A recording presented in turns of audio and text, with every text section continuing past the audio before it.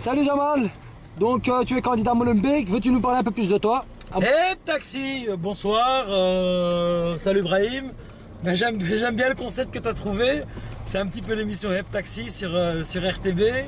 Et donc je t'ai fait visiter les quartiers de Molenbeek-Saint-Jean. Molenbeek historique bien évidemment, c'est un petit peu mon fief, mon terreau.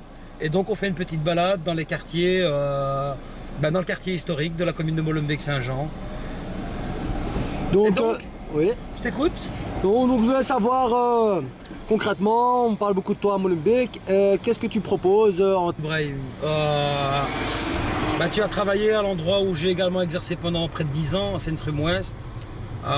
Tout comme des centaines de jeunes, tu as un petit peu vu le boulot. Le boulot difficile mais agréable en même temps qu'on a réalisé avec ces centaines de jeunes, tous des jeunes du quartier. Et en plus, ça me touche d'autant plus, c'est que c'est des gars avec qui j'ai grandi, quoi. Des gars avec qui j'ai grandi, des petits frères, des gars que j'ai connus.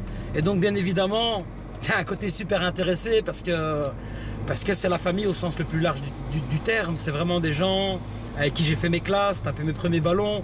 Et donc, bien évidemment, l'engagement, il est encore plus sérieux, il est encore meilleur parce que c'est mon terreau, quoi.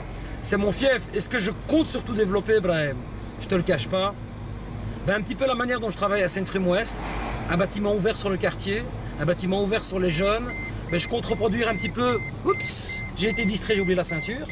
Donc je compte développer un petit peu, si j'arrive à mon objectif, je compte développer un petit peu la même stratégie, la même logique, mais cette fois-ci avec plus de moyens, plus de compétences dans les mains, et bien évidemment, les premiers qui sont censés profiter de ces mesures d'aide, mais bien évidemment, c'est des jeunes qui sont, je mets des guillemets à ce que je dis, mais gueules en terre, c'est des jeunes auxquels on s'intéresse très peu, c'est des jeunes qui finalement deviennent frustrés parce qu'il n'y a personne qui s'intéresse à eux. Et bien évidemment, ça c'est mon combat, quoi. Ça c'est ma lutte, c'est mon combat. Et j'ai envie qu'on leur donne des perspectives d'avenir. J'ai envie qu'ils sentent un minimum d'espoir. J'ai conscience que je ne réglerai pas tout. Je le sais bien. La tâche est difficile. Mais si au moins on peut susciter à nouveau l'espoir, si on peut remettre des gars sur des cursus qui reprennent le bon chemin, moi je dirais que j'ai quelque part réussi mon objectif. Ah, ok, et pour ça tu comptes attaquer quel champ d'action? Moi Brahim, c'est la jeunesse. La jeunesse, c'est mon amour, quoi, la jeunesse. La jeunesse, bien évidemment, je compte voir également ce qui est développé en termes de sport et voir si on ne peut pas encore compléter tout ça. Bien évidemment, il faudrait également réfléchir à des stratégies pour permettre à des jeunes d'avoir des premières expériences professionnelles. Et là, je compte clairement beaucoup sur les autorités communales, que les autorités puissent permettre à beaucoup de nos jeunes, de nos quartiers, d'avoir une première expérience professionnelle de manière à ce qu'ils puissent avoir un tremplin. Et une fois qu'ils décollent, en général, moi les jeunes, je ne m'inquiète pas trop. C'est vraiment les premiers moments qui sont les plus délicats.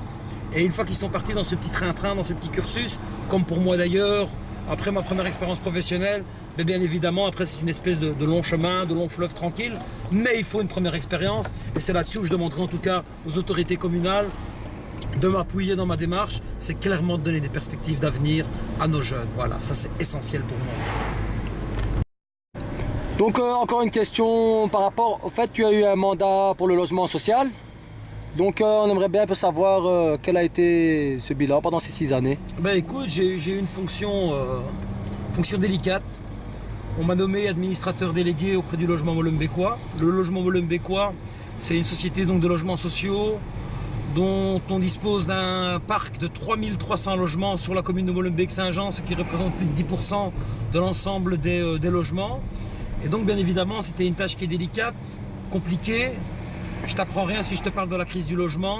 Tu sais aussi bien que moi que de nos jours, malheureusement, un loyer ici à Molenbeek-Saint-Jean, c'est 500, 600, voire cher, même ouais. 700 euros. 700 euros, ce qui représente carrément un revenu de remplacement, un chômage ou une aide de la part du CPS, voire même de la mutuelle. Et donc bien évidemment, il y a une grosse crise du logement.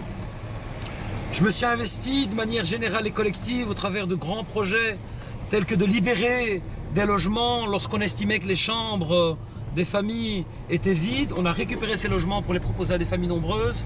J'ai su régler une centaine de cas.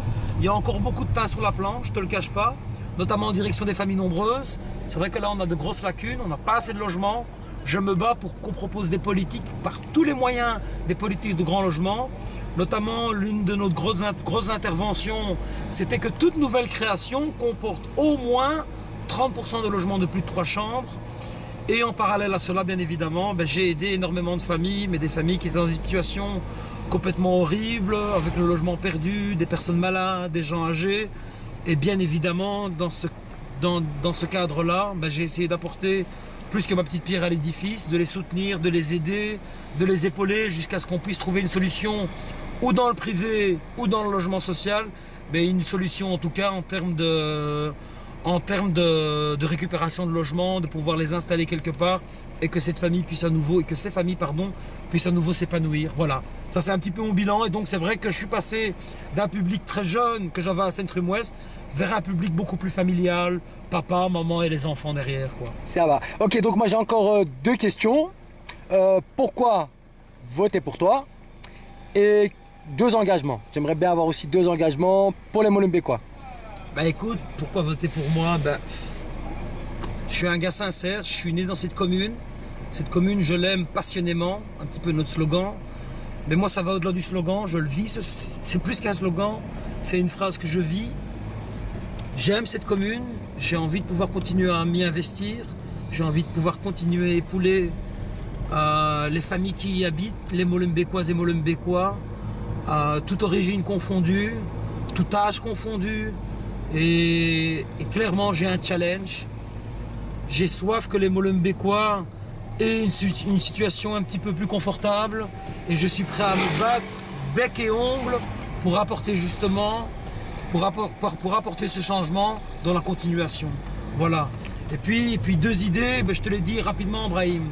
Notamment dans le logement, il y a plein de logements qui pour le moment sont vides parce qu'il y a des spéculateurs attendent que le marché continue à augmenter parce que des propriétaires profitent clairement de la vulnérabilité des familles. Et moi je demande en tout cas à ce qu'on récupère ces logements vides, d'abord par la douceur, qu'on pousse les propriétaires à rénover ces logements et à les proposer en location. Et s'ils ne veulent pas, eh bien on récupérera ces logements et ça, il appartiendra au pouvoir public de les remettre sur le marché en direction de familles qui bien évidemment sont en attente et dans le besoin. Ça c'est l'un de mes grands engagements. Le deuxième, c'est bien évidemment m'intéresser surtout à cette classe d'âge des 18-25 ans, ceux qui sont un petit peu les laissés pour compte, toute une génération sacrifiée. C'est un terme très fort, génération sacrifiée. C'est le cas, de toute manière. Écoute, c'est des jeunes qui ont malheureusement, et vous avez raison, c'est des jeunes qui ont quitté l'école à 16, 17, 18 ans et qui ont aujourd'hui 25, 30 ans et qui n'ont jamais travaillé, qui n'ont aucune expérience professionnelle. Et bien évidemment, lorsqu'on reste 10 ans au chômage, eh bien, quelque part, je mets des guillemets à ce que je dis, mais on est déclassé, on a du mal à se vendre sur le marché de l'emploi. Et moi, c'est clairement un public pour lequel je compte me battre et donner toute mon énergie, si bien évidemment, j'ai un soutien massif le 14 octobre, mais j'ai clairement besoin d'un soutien massif pour pouvoir changer la donne et donner un petit peu plus d'espoir à cette commune Molenbeek passionnément. Voilà, merci Brahim. C'est moi qui te remercie, Jamal. Bon courage. Merci.